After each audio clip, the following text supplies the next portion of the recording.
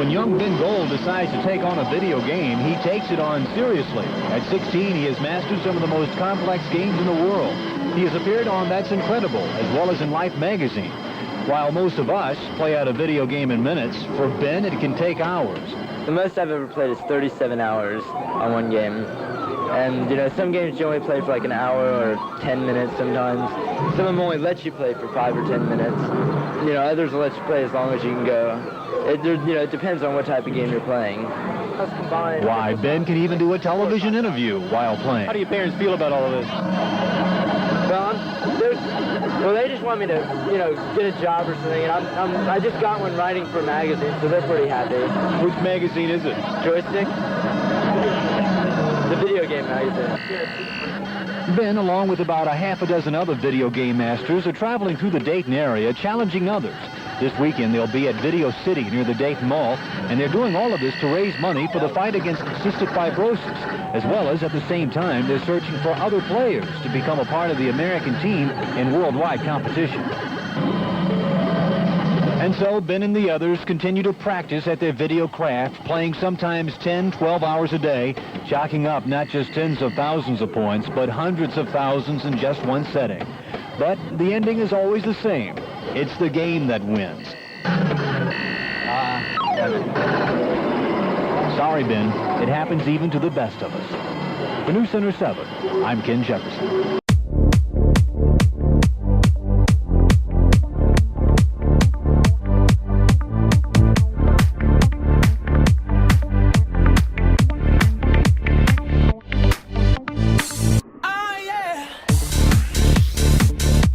Welcome to the Obsolete Gamer Show, where the gaming world comes to talk, and for this season, where the retro gaming world comes to talk. I'm Jay LaRock, and I'm happy to be joined today by Ben Gold, who is one of the inaugural U.S. National Video Game Team members, champion. I mean, you did it all. I mean, like, Twin Galaxies legend. Thanks for joining us today.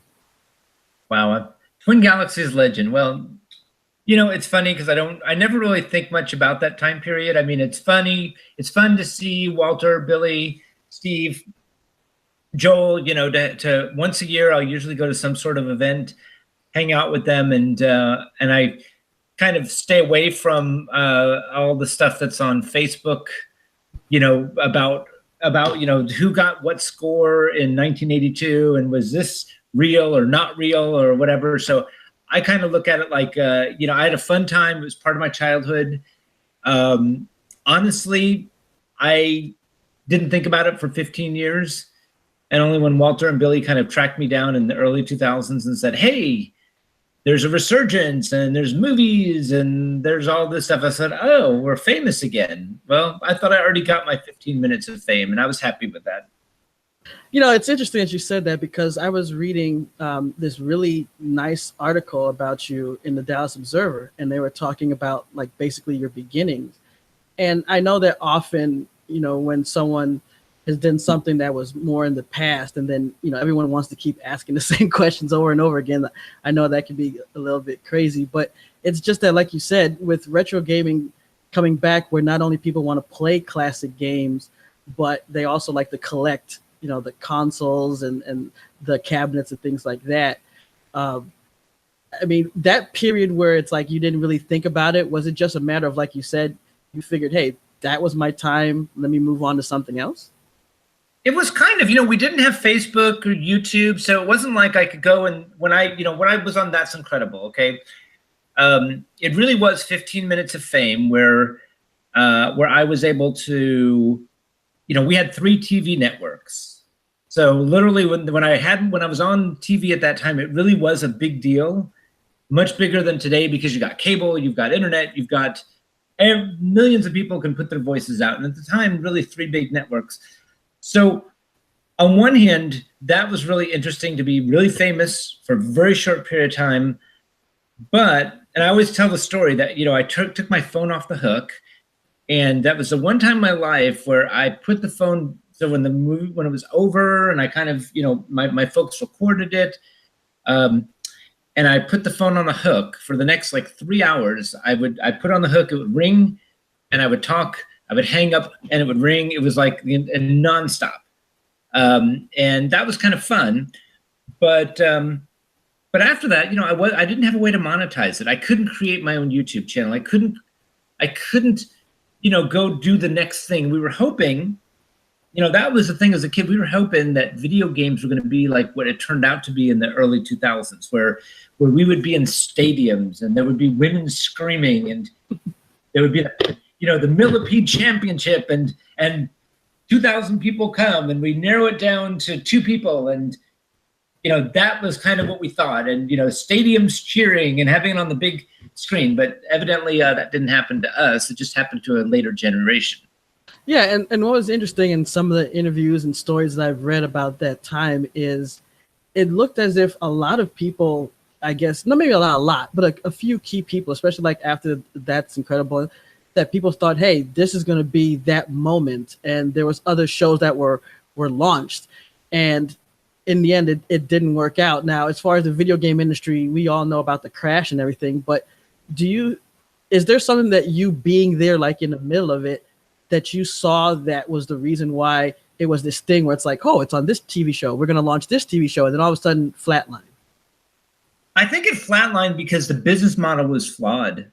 It's that simple. So typically today, when we look, any kind of industry, you talk about a sport, you talk about baseball, football, there's got to be a way to encourage involvement. And when you get people that are die-hard and really good, you want to reel them in. You want to be able to encourage them to continue doing what they do. Okay, so you create fan clubs or Facebook groups or YouTube channels, whatever else, meetups. There's lots of ways today we can do with social media. Back then, the problem is that the arcade owner looked at someone like me and they would say, okay, maybe Ben can bring some people into the arcade, but when he goes out and ties up, my $2,000 investment for 24 hours on one quarter, then I lose money. So there were a lot of people that suddenly said, we don't want players to get good. We don't want, and then games began to be created designed to put time limits to make it really difficult to get good at them. And so they weren't able to work with us.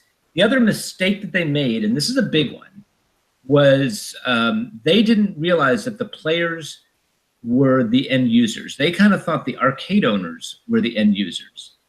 And so I remember in the late 83, me and Billy and Steve Harris, Walter, we would go to these game conventions or trade shows. And I remember going around and giving our opinion. We actually were proactively going and giving kind of our feedback. And they all looked at us like we were crazy. Like, why do we really care what you players think about our new games? Like, why would that matter? And it mattered because by 83, it was all recycled bullshit. It was Pac-Man, Miss Pac-Man, great. Then Pac-Man Jr., Pac-Man Pinball, Junior Pac-Man, Pac-Man this, Pac-Man that. And so it's like they just suddenly said, you know what? We don't have, it's kind of like the movies when someone says, we don't have to put new ideas out there. We're just going to recycle old ones. And because they're going to keep paying us for them when really we weren't. So I would say, now, maybe looking in hindsight, the arcade was doomed to fail. And if they had done all these great things, that the crash might have been in 85 or 86 as opposed to 84, because eventually home games and the technology that leads to it would have wiped out the arcade anyway.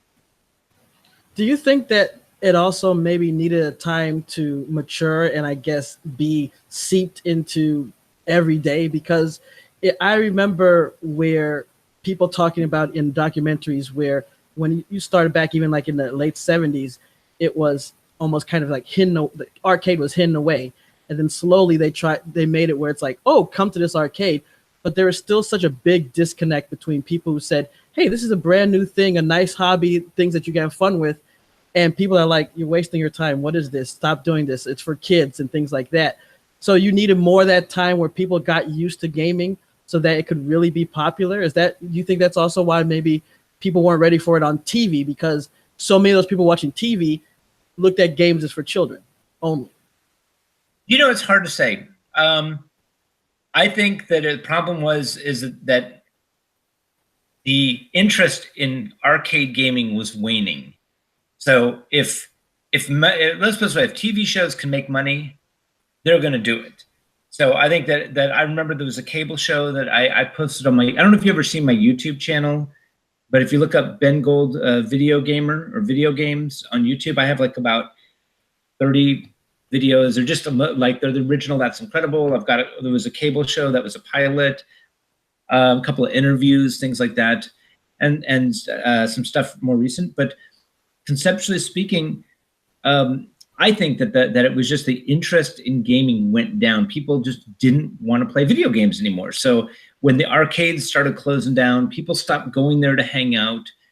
The games got less interesting, and that is, in my mind, so then the TV networks realize they're not going to make money off this. They're not going to get the viewership because it's not the hot potato anymore. Now, I will say that gaming survived, in the home systems, and then it developed, and I do agree with my friend Triforce, who tries to put the idea that there is a newer generation of gamers and they should appreciate the connection with what we did, because we probably paved the way to a certain degree. We started some of the original competitive gaming.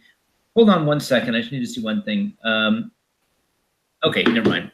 Not important. So the idea is that that I think there is a connection. I think that we did, so looking back, I would say, yeah, we were kind of like the baseball players in the 1860s that rode on the buses.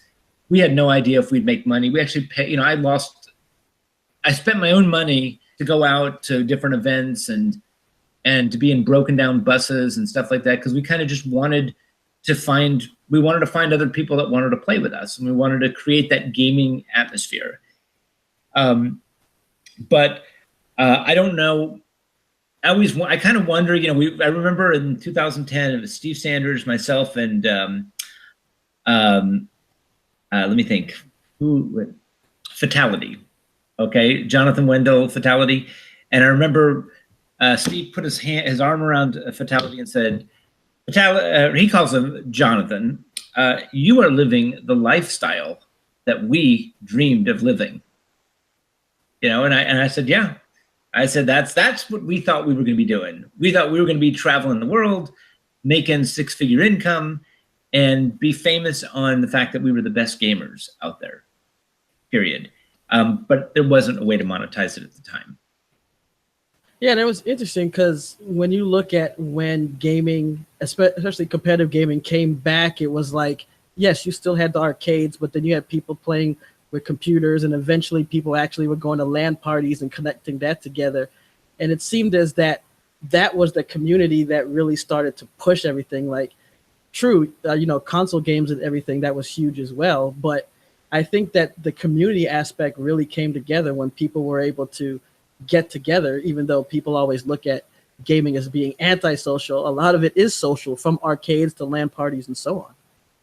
I would agree 100% with that. So the way I've talked this over with Triforce, that you can everybody argues about what exactly is the platinum age, the golden age. But in my mind, the golden age kind of ended 84, 85. That the arcade crash was really 84, when all the arcades went. Then there's this period of the home gaming systems, which kind of took it from the mid 80s through the 90s.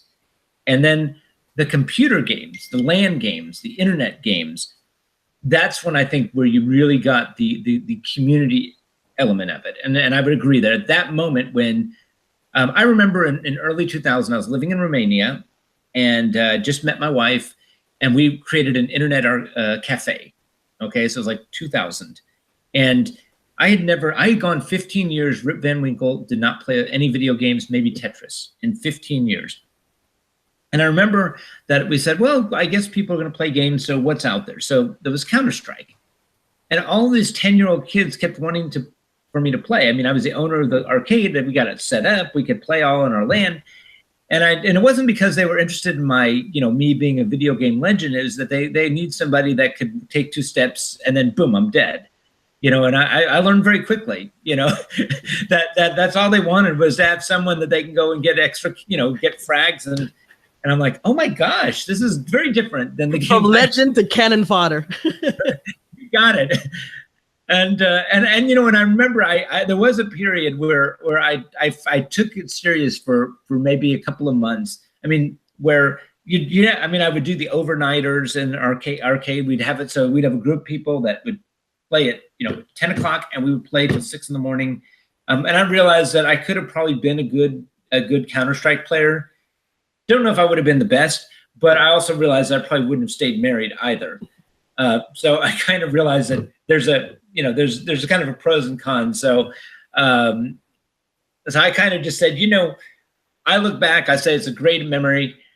I know there's money in video games, and I probably could have professionally done stuff with gaming, but I just decided that I had other things I wanted to do. And so I look at it like, people get so worked up about world records. You know, I couldn't give a rip about about who got the highest score on what game, even Donkey Kong. You know, I mean, I've been to a couple of Kong offs. I love Richie and to say hello and all that stuff, but I'm not, you know, I mean, and I know that you've got some new records, and I've, you know, got to meet Hank Shen and a lot of the other people, but you know, it's just, when I go, I can play. I mean, I will walk up to Billy and I'll say, okay, Billy, I'm beating your record right now. And I usually, if I can get to the second screen on Donkey Kong, I'm good.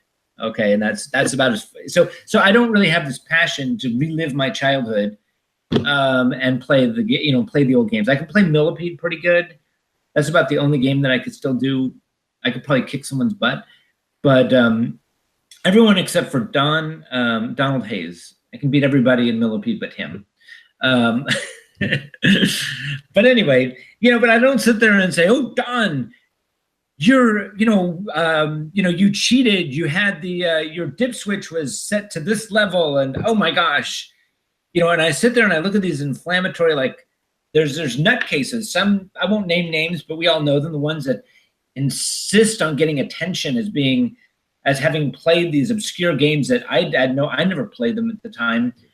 And I really don't care. I mean, okay, yeah, there's some good players, but really, I mean, if you beat a high score today, it's very different than beating the high score back in the 80s. I mean, the one thing that we have is that today, if somebody wants to play Defender, Stargate, you can go on YouTube. You can probably sit down. I mean, I probably could take a week and I could study, and I know every single thing about a game, and I could probably go and beat it pretty quickly. Well, back then, we would just have a new game would come in the arcade, and we didn't know what it was. And so we just put it on a quarter, and we said, is this good? Do I like it? And every once in a while, it would be like crack cocaine, like, oh my God, I have found my next passion, and for the next month, you know, that's all I played until I beat the shit out of it. But it was never, it was very different than today. I mean, we didn't have YouTube. Eventually, when we met each other with Twin Galaxies and the Life magazine shoot, we would, when a new game came out, we'd be on the phone. And so it'd be me and Billy and, again, Steve Harris, Steve Sanders, other people. We would have our little circle. We would go and figure this stuff out, you know, collaboratively. You know, I would play and I would say, this is what I found, this weakness, this weakness, weakness. And then they would say, well, this is what we found. We'd come back, we'd try, and the next day, and we would beat the games very quickly. But we were figuring it out together. You know, so we didn't have the roadmap in front of us like people do today. Let's go back for a little bit, because when reading about like how you got started, how you got connected with Twin Galaxies, it was really interesting, because maybe for someone who's, you know, young, like a teenager or something, growing up and asking your parents to buy you a game or take you somewhere for something gaming is no big deal. They probably played games. It's not a big stigma. But when you did it, it was unknown territory still. And reading about how your parents, you know, would support you and, you know, and allow you to do all these things at such a young age was really great, even in the very beginning, like when you first started playing Space Invaders. Well, my dad, you know, I think I've carried him over. He's like, well, look, what else could he be doing? I mean, he's like going, if he's going to go and he's going to stay, I mean, his attitude was, if I'm going to go to the arcade and I'm going to go plunk quarters. It's a hell of a lot better than going out and smoking or doing drugs or stealing or doing other things. He's like, heck yeah, and that's literally what I did. I mean, I would go to 7-Eleven, Pipe Organ Pizza. I mean, I had so much pizza when I was when I was doing this. I mean, I ate pizza almost every day. And so between the, so there was a little bit of a stigma at school, that I spent so much time playing games, and some of the parents felt a little bit, they just felt, it's hard to say. It was just weird to them. Like, why are you spending so much time on this waste of time? So there was that, but it was, and I guess some people associated video gaming with drugs because I guess at some arcades people did drugs. I don't know. I know that when I went to Twin Galaxies, there was a lot of partying. Okay, I was 16, and maybe for better or worse, I didn't know about that. And maybe if I did, I might not have done as well in all of the competitive gaming. So I was really a nerd. But yeah, it's an interesting. I don't know. It was very different. It was like nobody really. Let's put it this way. It's kind of like Bitcoin. Okay, like all of a sudden, in the last couple of months, everybody's taking Bitcoin seriously. But up to a couple of months ago, when you talk to someone about Bitcoin, everyone's like, "Oh, that's just a fad. Oh, I wouldn't do that. That's going to go away. That's you know what I'm saying?" And so there's a moment where there's a paradigm shift, and at some point, maybe it was the mid 80s, the early 90s, when home gaming became ubiquitous and everybody had a Nintendo, PlayStation, or Sega Genesis, or one of those other gaming systems. There became a moment where people said, "You know what? This is not going away. There's innovation, there's investment. There's going to be more and more going into it." And I think in the early 80s there wasn't that feeling, but at some point, again, I left by 84, so I don't know when there's that moment of momentum where it become understood that yes, these are here to stay. When we were talking with basically all the luminaries of gaming, we were talking about how the differences between like pro gaming, when someone wants to become a gamer, wants to try to do this professionally, something like that, like the challenges. And what was interested was talking about even simple things like standing up at a arcade machine versus sitting down at a desk. And also one of the things that was interesting to me, like reading about some of you guys' experiences, is that you guys had to be like ambassadors even though you were kids. You had to be social even though it was considered like nerdy. And there was a lot of things put on you to go out there and play these games, even just being in an arcade. Like when you talk about putting your quarter up on the screen, standing there, when you're starting to play good, people surrounding you and watching you. For a lot of people, that might be a little bit too much anxiety for someone who's used to playing alone. And I've even talked to people who've done pro gaming who said, hey, when they had to go to one of the big events with a lot of people, they got a little shook. So could you explain like that feeling back in the day of looking for that competition and dealing with this, the social of people coming around, looking all eyes on you? Well, I liked it. I lived for that. I mean, that was the whole idea was to get so good that there would be big crowds around me. So I thrived on it. A couple of stories I'll tell you is one is, I mean, I was, I don't know if I'm sure it's in one of my videos or on one of my articles, but I used to go around to all the 7-Elevens. So like, for example, when I was really good at Millipede, and I would be able to get 999, 999.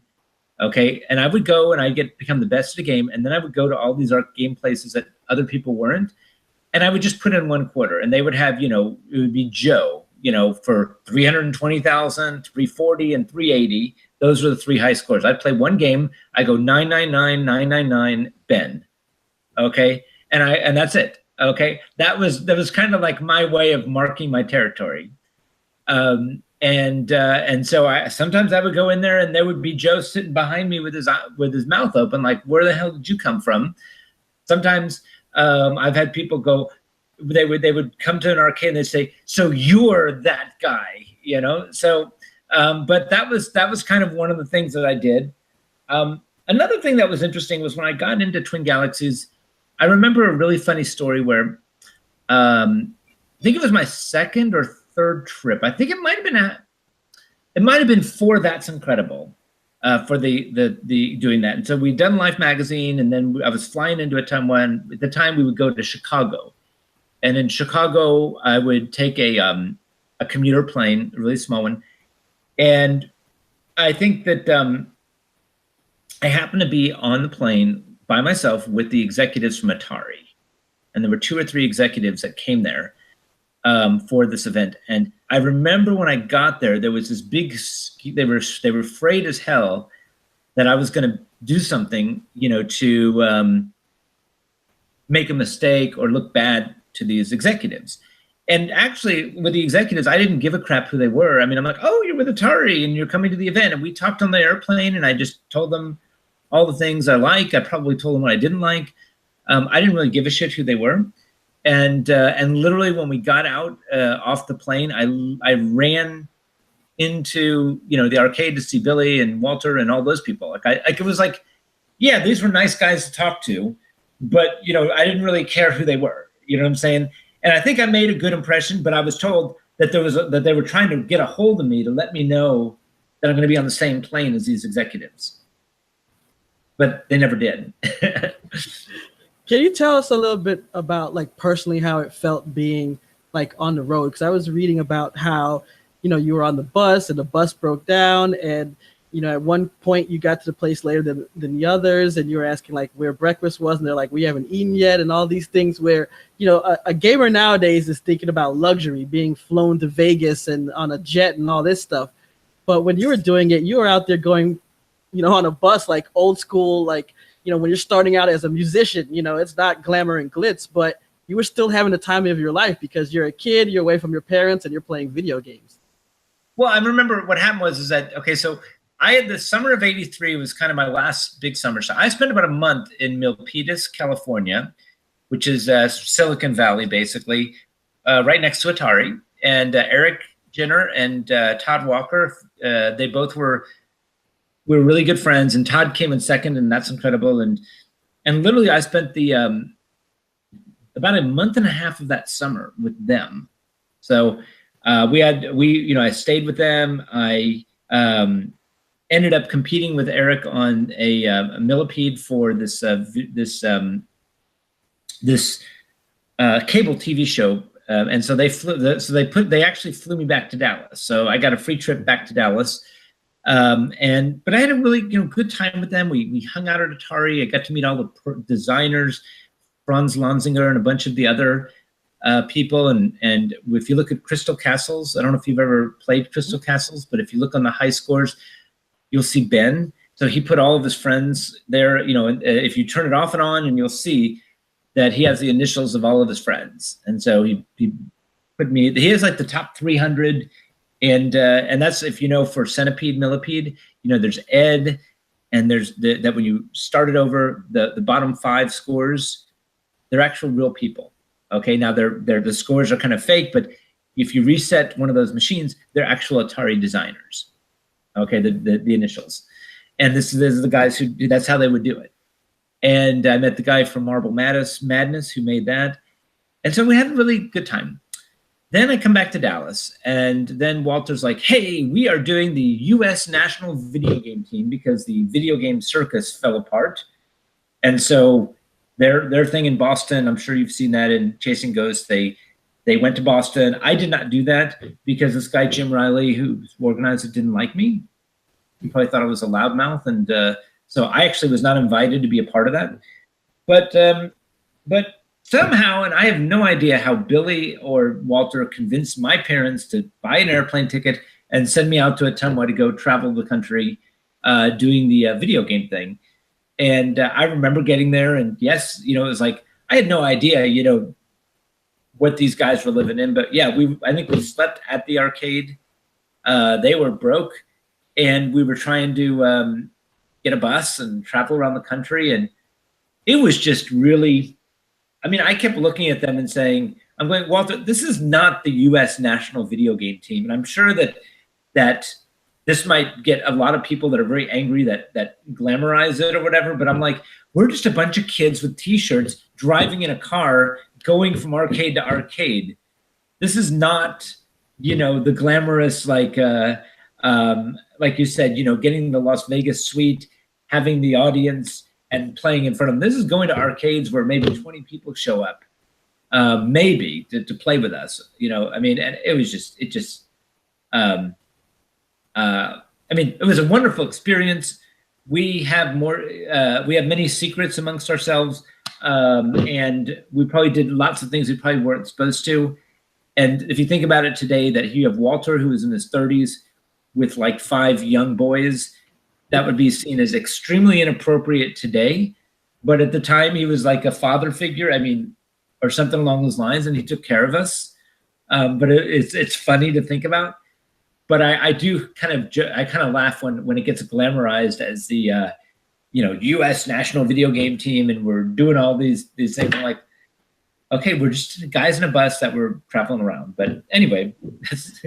But I think that in a way is kind of good, because even when they talk about bands, how they started, or even athletes, like I was watching a documentary like about early days of basketball and what they went through to just go from basketball to basketball, how brutal it was. Sometimes they were on a bus, they didn't have charter planes back then.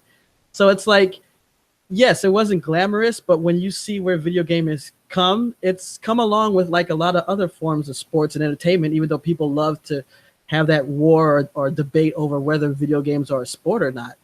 But it's funny when you mentioned about Walter, because he has said that before, that nowadays he'd be looked at as something wrong or something deviant instead of just a guy who wanted to promote video games.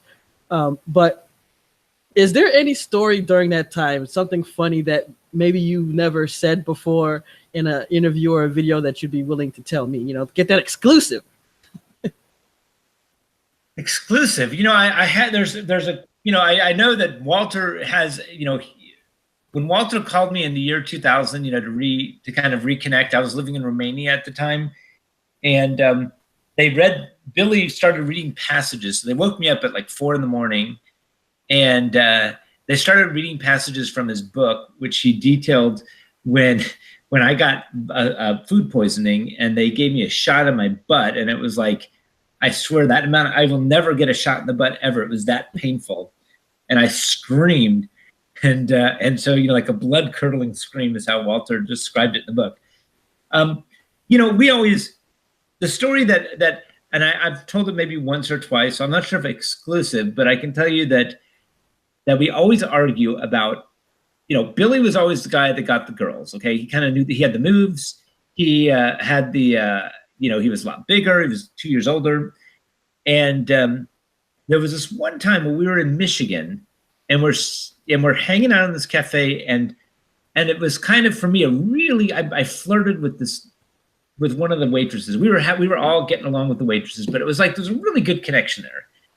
And so I remember that somehow, and again, the details are not there, but they trusted to pile us in the car. There's like 4 of us, 2 of them, and they're in like a car that barely fits, let's say 5 people if you squish them.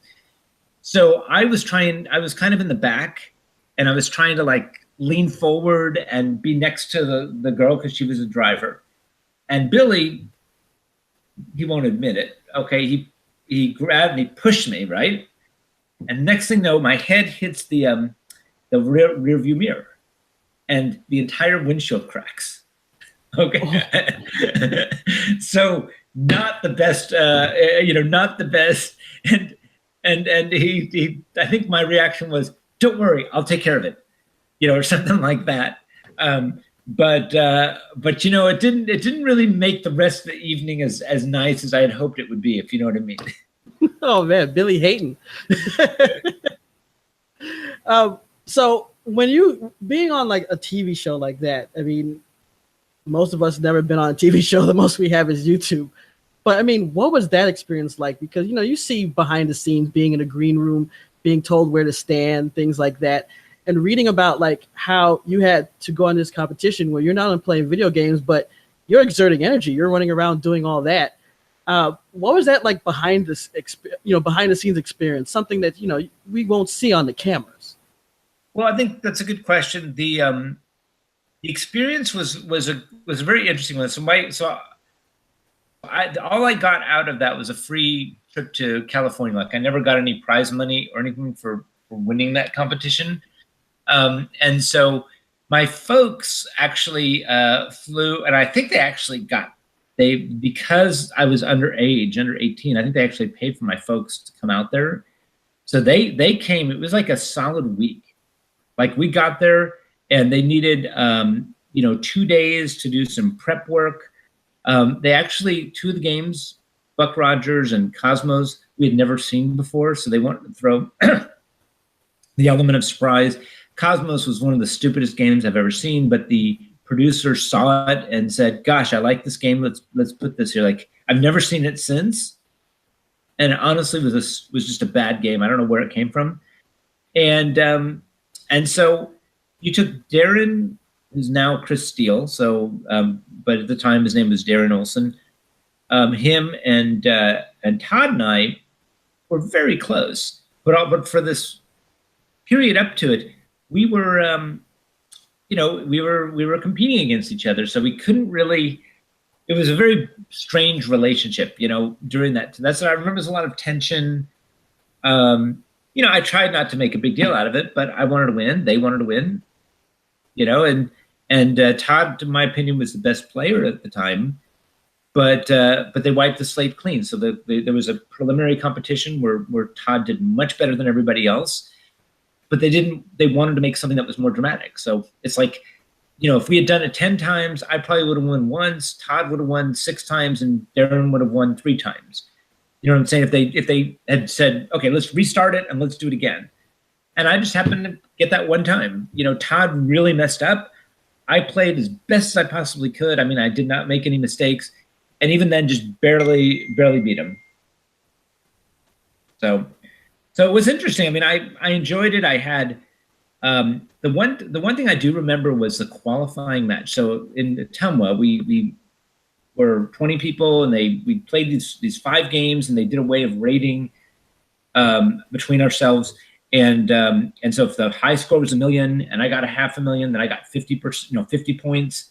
That person got 100. So it was like they kind of added up our points. It was an interesting way to do it, and I barely snuck into 3rd place. Well, when I did, I will never forget, because this is the one time in my life where I really felt like a celebrity, where there's 3 of us. You even see that in That's Incredible, that they show it for about a second.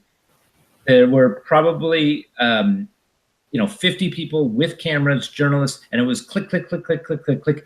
And I almost went blind. It was like this, a nonstop, very powerful light in my eyes. I mean, I will never forget that feeling, and just hearing the click, click, click, click, click.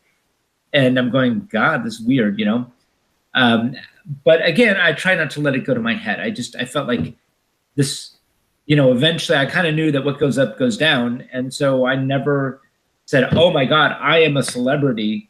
I had for the next few months, when I went on That's Incredible, I was in a local paper, I was in a couple of magazines. And when I went to video game events, it was world champion, Ben Gold, that kind of stuff. But I don't know. I just chose not to, I mean, I didn't let it go to my head. So when the time passed and the arcades crashed, I just moved on with my life.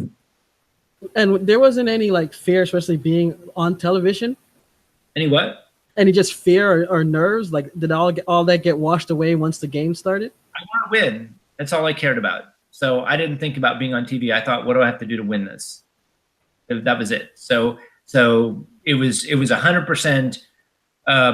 We had to get to a certain score, and in each game I had to say, okay, what's the way I can get these amount of points as fast as possible, so that, and I looked at every combination, every variation, and said, okay, this is what I'm going to do on each game, because you play differently. If you play for long, you play much more aggressive. If you're going for a score, I knew which games I was the best at Millipede, and I knew that I was going to gain a lot of one thing here.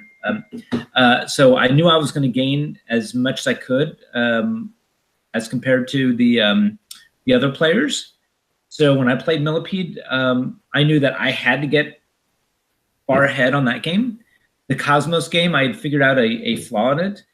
And so that helped me gain, a couple seconds there. I knew Burger Time and Donkey Kong Jr. I sucked at. So all I wanted to do was get my points without getting killed, which I was able to do. And if you ever watch That's Incredible, you'll notice that I was way ahead of both of them. Then came Donkey Kong Jr. and and literally Darren and I were neck and neck at the end. And that's because of I had to be that far ahead in order to do that. And then Buck Rogers was a wild card. I don't know who was better. Just I had a better game. But the idea is that this is it could have gone any other way. But again, my focus, I don't mind doing interviews. I don't have a problem doing demonstrations, presentations. I do that at my job. Product demos for a software company. I've done in the past, presentations in front of 500 people. I'm not afraid of crowds. I'm not afraid of cameras, but I'm more focused on what I want to accomplish. The thing I want to make sure is if I'm going to be in front of people, for whatever reason, I need to know why I'm doing it. What am I getting accomplished? And when I was 16, it was simple. I wanted to be the best. This was really interesting that I saw in one of the articles when you were talking about looking for like the game that you want to play, and you were saying how video games are like learning a new language when you hit critical mass, and that you were talking at that time about where you would play one game, didn't like it or didn't get into it, then you go to a next game, try it. What was that like? Just deciding or finding your game, because like in early on, it talked about how you played Space Invaders, you loved that, but then going to an arcade, a larger arcade, and you see like, wow, there's so many to choose from. Well, what I did was there were a couple of games that I just loved, like Centipede. So the ones that I loved were Centipede, Defender, Stargate, and normally I like the shoot 'em up games. So Centipede, Millipede. I never really got into Pac-Man, Donkey Kong. A little bit Missile Command. I never could get So some games like Missile Command, I never could get to the point where I could marathon it. I liked it, but I just never got that good at it. I loved Tempest. That was another one. So I would pick games that Q*bert I marathoned. I'm not really sure why I like that game, because I think that's the most obnoxious game. And, I tell people that if we wanted to torture our the terrorists, then it's not. I call it Q-boarding. Just make them listen to Q*bert. Just play it 24 hours. That I don't know, but my point is that it's. I picked the ones I liked, and the other thing is, everybody can be kind of. I'm not going to be snobby about this, but I'm not a big fan of these. There are certain games out there that I never heard of, that somebody gets a world record on today, and I'm like, I don't even know what that game was. If you said, Ben, tell me about this game, okay? And I won't say them because I might offend somebody if I name a particular game, but I'm like, there were 15 big games, okay, in my mind. I mean, again, you say Donkey Kong, Pac-Man, Miss Pac-Man, Centipede, Millipede, Defender, Stargate, Robotron. You maybe throw another 10 or 15 and above that were really the big ones. These are the ones that everybody played. Everybody wanted to be the best. Joust, that's another good one. Donkey Kong Jr. And then there might be another 10, 15 that are, let's say, like a Burger Time that I hated, but some people love. So you kind of have that, but there were like 300 games, or I don't know, 500 games. I don't know how many came out, and some of them were just duds. And like, I'm not a big one to go and say I'm going to go and play, the game number 485, because nobody ever really bothered to play it and try to get a world record on that. So these ones, like the person that I think is there's a couple of really, for the people that after our time played, I have a high respect for Don Hayes, because he went head on with most challenging games.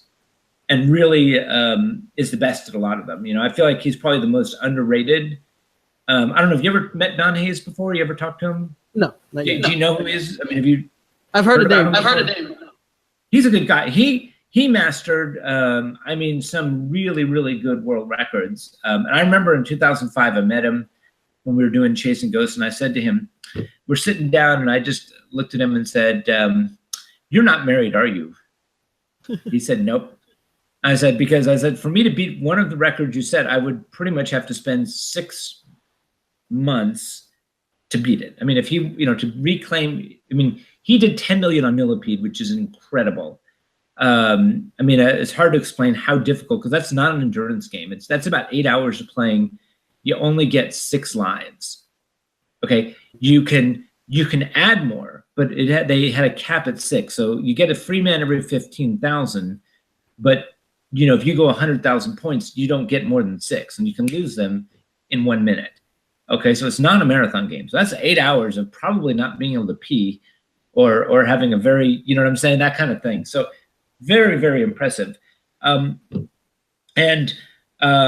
so there's, so it depends on how people say who is the best gamer. Obviously, I think Billy has done a very good thing for the industry, because I think Pac-Man and Donkey Kong are 2 of the biggest, even though I make fun of him on those because I don't like either of the games that much. I'll play them, but they don't excite me. And, so is the best person, you're the best at a game that's competitive. And neither he, and he's not really that competitive on Donkey Kong anymore. I mean, he's probably number 10, number 15 in the country. I don't know.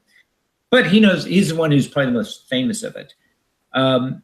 You got people like Richie Knuckles, who has gotten involved, let's say, a little bit later, but has mastered Space Invaders and a lot of the classic games. And he's a good player, and he's very passionate about the sport.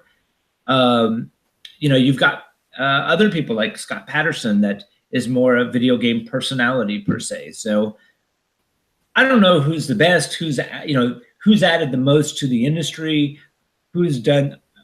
I don't really quantify that stuff. I just I try to stay on good terms with people, and I've learned I don't talk politics with them. At least I don't talk video game politics, because the moment that you start talking video game politics, then you're going to piss off 70% of the people, because there's like 3 or 4 groups of people that have certain ideas about. I don't know. I'm not really sure what they spend their time arguing about. I have a family. I got kids. I got other stuff to do. So I don't really get too much involved in what everybody's yelling and screaming about. It was interesting, and one of the things you were talking about as far as getting to the point where you know how to play a game really well. And one of the things that you were saying in one of the articles that I read, you said that people who are successful write everything down. So for you, when you were learning how to play these games, not only were you spending a lot of time doing the repetition to learn it, but you were writing things down. For people who often maybe want to either get into classic gaming, like where they go to an arcade and try it, or even people who just think, oh, those games were easy back then, they don't understand. Can you just give us a little bit about that process of learning how to be that good at a game, writing things down, studying the game? Well, remember, now it's a little bit different, because if my 16-year-old self was able to come today, I would have done it very differently. I would have probably gotten on YouTube. I would have stood in a room for 24 hours. And that's kind of, whenever I want to attack something, I just look at what resources are available. Video games, there was no resource. There was nothing out there about how to play them. And the books that usually were, when a game came out, there was nothing. So I wrote down, I had a journal. I kept all my scores in.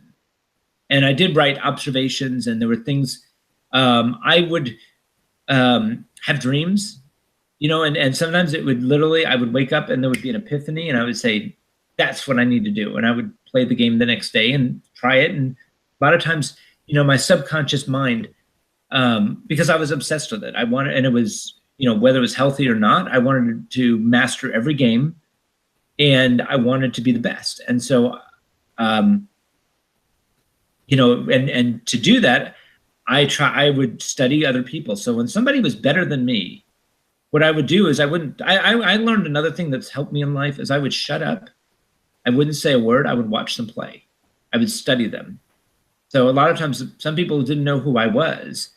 And so my process was basically, wasn't so much like I write everything down. It was more like I just did whatever I had to absorb information. And that was the way, was that, somebody, even if let's say that person's only been playing the game 2 days and it's only been out 2 days, I watch them because I'm like, well, why should I burn through $20 of mine to get to that point? Let me let them burn through their $20 and then I'll spend $3 to get as good as they are. So those are the kinds of things that I would do to play that. And when I competed, I was also, I learned to just shut up. A really funny story, which I've told maybe once or twice, but it's one of my favorites, is the 7-Eleven had a Texas video game championship, which was really a precursor. It was before That's Incredible. It was the summer of 82. And they did it. They had like 3 or 4 games, Defender, Tempest, and I forget, maybe one other one, maybe Pac-Man or something. And I wanted to do Tempest. And I remember I studied and I was playing Tempest. I loved it, but I wasn't good enough to compete on Tempest. So literally, when the sign-up period came, I switched to Defender. So I knew I could play Defender. I was good at it, but I didn't have the passion. And I remember the first, they basically would do store level. Then it was like city, like, I don't know, city level, county. And I remember winning the first 2 competitions, that were very low level. And it was basically, you could play 4 games. You had 10 minutes on a computer, and whatever your combined score was, whoever had the most points would win. And then when I got to the 3rd level, which I think was for the DFW area, and then it was going to go statewide for that. Let me say this. So, or right before the DFW, because I didn't make it statewide. But I remember this one where there was this guy who was a smartass, and he basically told everybody, "I'm going to kick your butt," and he was good. He was the best one there, no doubt about it. But I watched him, and he played very aggressive, and he was able to get easily in 10 minutes, 20, 30,000 more points than I could ever get. But I watched him, and there was one game, one of the machines was put on super, super hard mode. And when a game is put on very, very hard mode, you don't play aggressive. You just stay alive, okay? He died in 5 minutes or less. He only got half the points. So literally, I went, and I was in maybe 4th, 5th place, 5th place. But then when I got to the very last game was the hard one. And I knew it. And I stayed alive the whole 10 minutes. And at the very, and I remember at the very end, when I was like 30 seconds to go, he walks up and looks at my score. And all of a sudden he said, and he actually talked to me, he says, "What did you do on the other ones?" And I told him my scores while I was playing. And he just suddenly realized that he got his butt kicked. Okay. And I won that level. And I was no better. I didn't have the talent. But I've just learned that don't make yourself a target if you don't have to be. I mean, I do that in life. Why in the world? It's much better to surprise people, to exceed expectations, than to be a loudmouth asshole and piss people off and make them look you as a target. And I see a lot of, there are some 50-year-old and 40-something-year-old gamers that have not learned that lesson, and that post on social media, and all they want is attention and recognition. And I'm like, you're getting the wrong kind of recognition. I remember in 2010 when I was at the Video Game Hall of Fame, and Roy Schilt was there. And I don't know if you know Roy Schilt, but he was the guy, a very big antagonist to Billy Mitchell. And if you saw King of Kong or Chasing Ghosts, he has this vendetta against Billy and Walter. And I looked at him and I said, "Look, in 1985, you played a game of Missile Command, and it wasn't verified," or he argues that was the best game ever played, and etc. And I said to him, I said, "Roy, that was 25 years ago." I said, "You have a life. Why don't you go get I said, "That was a high score. Who gives a shit about a high score? When I die, my kids are not going to be on my grave saying Ben Gold scored 40 million points on Stargate. That's not going to be what I'm remembered for. Why would you throw your life away because you want to get recognized for something you did 25 years ago? So anyway, I mean, I try to put that in perspective. Don't know if that makes sense, but it does, especially considering how many people today are clamoring to climb up that ladder because they see either a YouTube celebrity or a pro gamer, and it's a mixture between jealousy and trying to cut the person down because of what they're doing. I mean, I guess that's going to happen in anything. I think that even the negativity solidifies the fact that this is a true competitive industry, like a sport, that you have all these different dynamics that you see in other sports, you know, that athletes go through.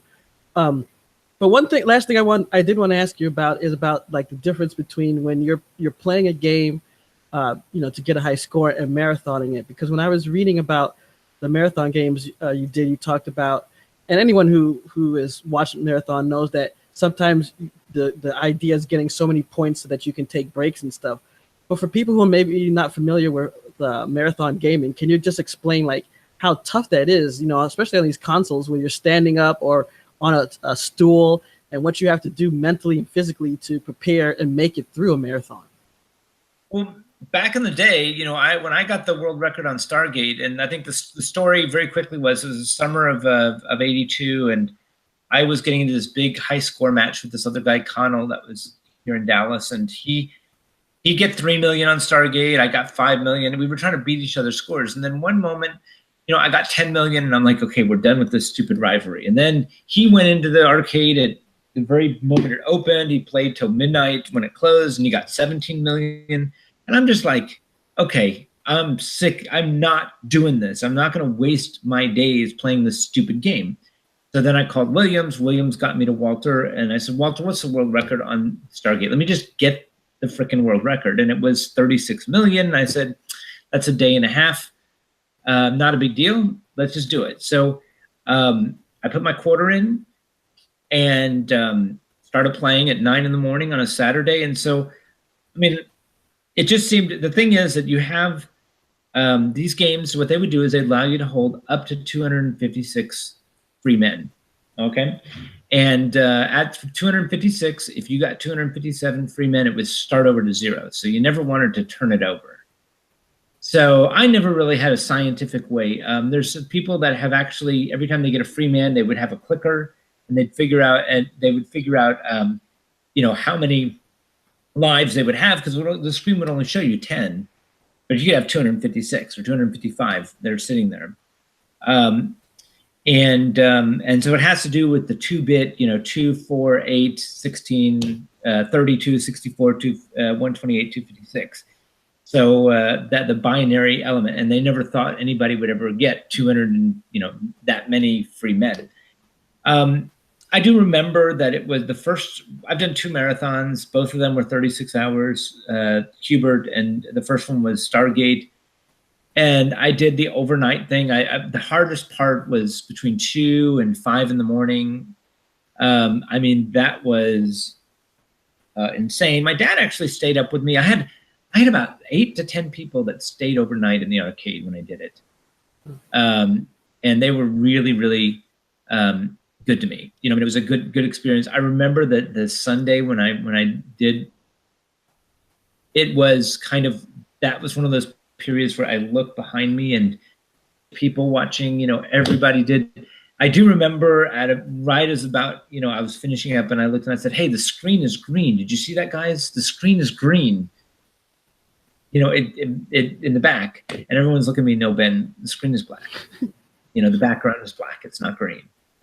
So I knew that I probably was finishing up, and I beat the world record. I mean, I got 40 million instead of 36. And at 40 million, it was 9 o'clock at night. I'm like, I'm tired. And I just let my guys die. And I, you know, I think they had a little thing of champagne. And I called Walter, the arcade owner was there. And that's all we had to do is, he goes, hi, you know, can you imagine? He didn't know me from anybody except we had talked on the phone. And I said, yep, I want to let you know, got 40 million. Here's the arcade owner. He said, yep, I'm the arcade owner. This is my name. And Ben got 40 million. he's like, okay. And then right after that, he invited me to Life magazine, and kind of got me into the community. So, well, good. Well, I'll tell you, I enjoyed this. I'll say that you've done a very good job of doing your research. So whenever I have people interview me, sometimes I'll say, do you want the 2-minute spiel, the 5-minute spiel? If you want the in-depth, take a look at my YouTube channel. You got some good information there, or read Walensky's story, which actually was the most in-depth interview. We probably spoke for 10 hours. Wow. And he had all these recorded sessions. Yeah, I told him my life story. So I think he did a good job of encapsulating that. But today I probably do one interview a year. I don't have a lot of people that I'm not as famous. So, and I'm okay with that. I don't really care to be, in the video game world. Well, we like the long form, and we understand that some people don't like that. So sometimes people are like waiting for clips. But I think that sometimes when you just have a conversation with someone and you are able to just speak without trying to like jump to the next question, there's a lot of things that you can find out. And I think a lot of people appreciate that. And that's kind of fans that we reach out to. So that's why, talking to you about your history, what you went through and things like that, is interesting, is stimulating to listen to. So I really appreciate you, spending this time with us today. I'll tell you, I haven't put anything on my YouTube channel in about 4 years, but I think this is a good conversation. So when you get it, I'll link to it or put it on my channel. So look forward to that. I think it was a good, for someone who really wants to take an entire hour. I'm not sure how many people would listen to that, but enjoyed a conversation with you. Hey, so far it's been good. We've been blessed to talk to a lot of people, and obviously some people are gonna listen to more than others, but we also have a podcast. So if someone wants to listen to it in their car instead of watching it, that works for them too. But I mean, either way, just being able to talk to people who played games that either we grew up with or we're just experiencing the first time has been great. So once again, Mr. Gold, thanks for talking with us. How many listeners do you usually have? I mean, what would you expect as far as people watching this? I'm just really curious. I have no idea. It could depend. I mean, like, for instance, like when we interviewed Billy Mitchell, it was like 15K, but then there's been others where it's only been a couple of hundred. So it could be a flip. It's strange. I've noticed a big trend in just YouTube period where there's so much out there. You really have to compete, and then it's also your audience. I've noticed that interviews, especially long form interviews itself, aren't as popular because people want things in like 30 seconds, 90 seconds. But, we created Obsolete Gamer for people who like our content, not because we're trying to be famous, make a lot of money. Obviously, we don't want to waste someone's time, but we've been able to get enough subscribers and enough viewers where, we can reach out and get people who, want to be on our show. And, we, of course, appreciate everyone that we have gotten.